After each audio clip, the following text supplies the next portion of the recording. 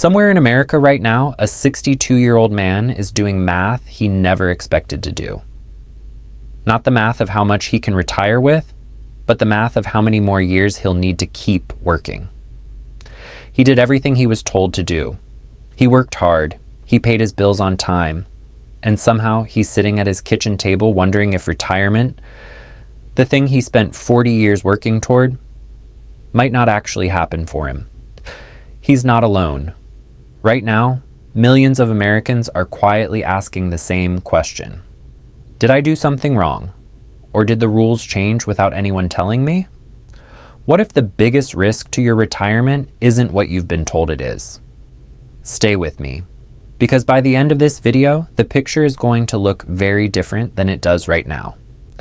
Let's go back to where this story actually begins. Picture America in the 1960s.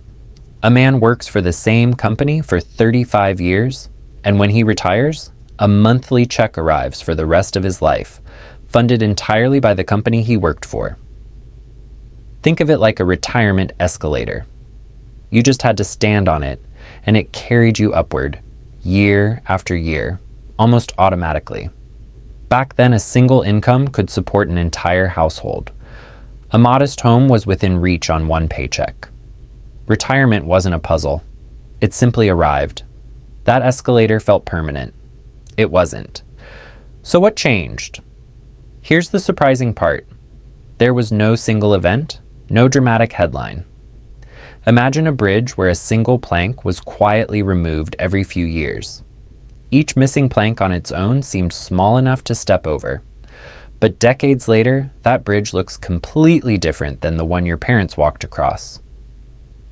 The first plank was the disappearance of the pension itself. Starting in the 1980s, companies quietly replaced that retirement escalator with a ladder, the 401k. Suddenly, ordinary workers with no training in investing were expected to decide how much to save, where to put it, and how to make it last for decades. It's like handing someone the keys to a plane and calling them the pilot without ever teaching them to fly.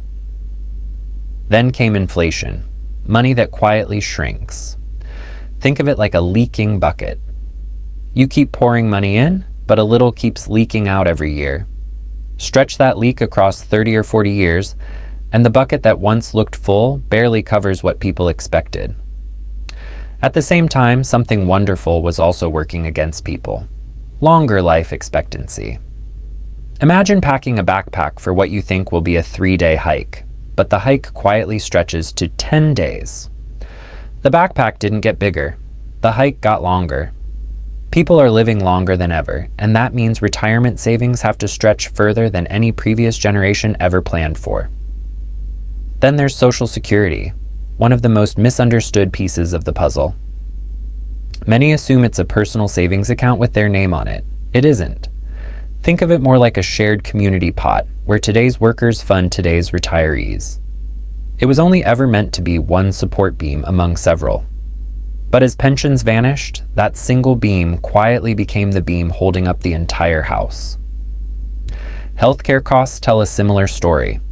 Decades ago, healthcare in retirement looked like a small hill. Today, it looks like a mountain.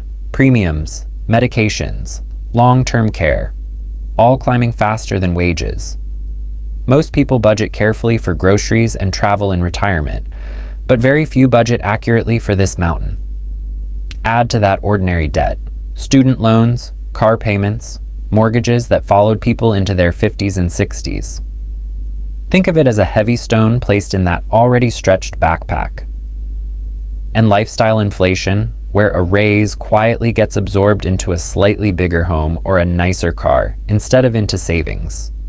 Not greed, just human nature. Here's where things get even more interesting, because the next part is pure mathematics. Imagine two neighbors. One starts investing a small amount in their 20s. The other waits until their 40s and invests more aggressively to catch up. Almost every time, the early starter ends up ahead. Not because they were smarter, but because their money had more time to grow, like a snowball rolling downhill, gathering size the entire way down. And then there's timing nobody controls. Two retirees can have identical savings, yet one runs out of money decades earlier than the other, simply because of when a market downturn happened to hit their withdrawals.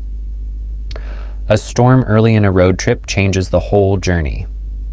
The same storm near the end barely matters.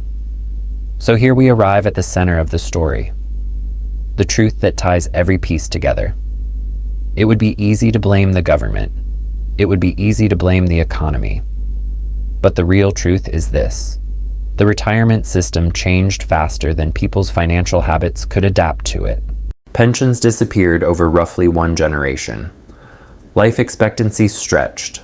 Costs climbed. Investment responsibility shifted onto individuals. And through all of it, human nature, the instinct to spend today rather than save for a distant tomorrow, stayed exactly the same as it's always been. Imagine a road that used to be flat and straight, suddenly filling with sharp turns, without any new signs to warn the drivers. The drivers didn't change. The road did. This was never really about individual failure. It was about a system that transformed faster than anyone could reasonably be expected to keep up with. And understanding that doesn't erase the difficulty, but it does replace shame with clarity. So where does that leave you? Start with small, consistent increases in your savings, especially alongside raises. Favor diversified, low-cost investments over anything you don't fully understand. Chip away at high-interest debt, because every dollar freed from debt is a dollar that can work for your future instead of your past. Build even a modest emergency fund, so short-term surprises don't derail long-term plans. Plan realistically for healthcare, including the possibility of long-term care. Understand Social Security as one support beam, not the whole house. And review your plan regularly, because it isn't something you set once and forget. Above all, focus on habits, not perfection. The people who end up secure in retirement usually aren't the ones who made one brilliant decision. They're the ones who made reasonably good decisions, again and again, over a very long time. Retirement was never won by one perfect choice. It's built the way a mountain is built, not by one dramatic event, but by thousands of ordinary layers, added consistently over decades. The system changed. That part is true, and no single person could have prevented it. But your habits, starting from today, are still entirely in your hands. The road ahead may look different than the one your parents walked. It may have more turns, fewer guardrails, and a map that needs updating. But it's still a road you can walk deliberately, one honest, ordinary decision at a time. Now that you can see the road clearly, you get to decide how you walk it.